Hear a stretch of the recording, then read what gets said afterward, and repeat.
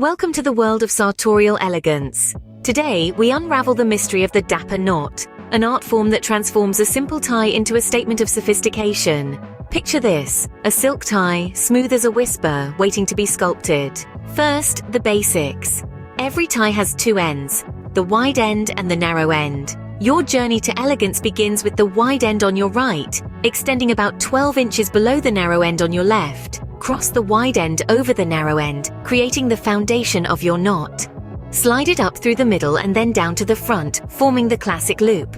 Bring the wide end around behind the knot and then pull it through the loop again.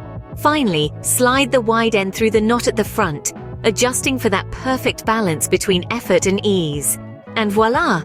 You've mastered the art of the dapper knot. Your tie is no longer just an accessory. It's a testament to your sophistication. Remember, every knot tells a story. Make yours worth telling.